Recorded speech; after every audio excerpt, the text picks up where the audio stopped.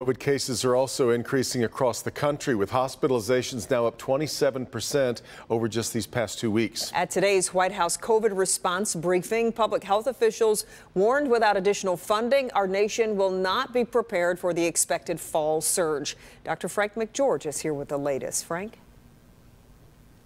Yeah, Kim and Devin, this was the first briefing that the team has held in 6 weeks, and notably, it was virtual, not the in-person event that we saw last time. The key theme was that we have the tools now that we need to fight the pandemic, but without more money, we're going to run out. We want to make sure that as this virus continues to evolve, as we go into the fall and winter, that we're able to continue to protect Americans. With new variants continuing to emerge, White House COVID coordinator Dr. Ashish Jha says we will likely need updated vaccines, perhaps as early as this fall. But those negotiations with manufacturers are not taking place due to lack of funding. I want to make sure we have enough resources that we can buy enough vaccines for every American who wants one. I think that is absolutely critical. We do not have the resources to do that right now. So without additional funding from Congress, we will not be able to buy enough vaccines for every American who wants one. The team says money is also needed to purchase COVID therapies and pay for the development of new treatments.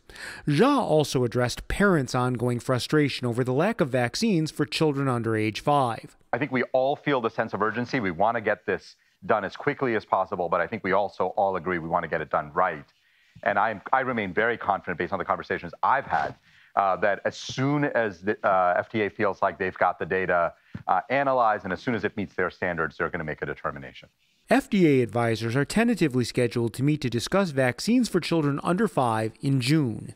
If the determinations are that kids should be getting these vaccines, we will make sure that those vaccines are widely available. Now, the White House has asked Congress for $22.5 billion to fund the ongoing COVID response. The bulk of that would go toward purchasing additional treatments and vaccines, including those next-generation boosters.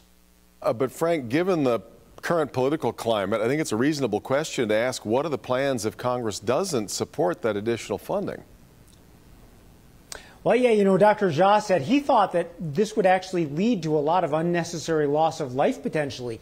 Practically speaking, I think we could expect to see the supply of treatments reduced, and those next generation shots, once they are available, could be limited to just the highest risk individuals. Yeah, exactly. All right, Doc.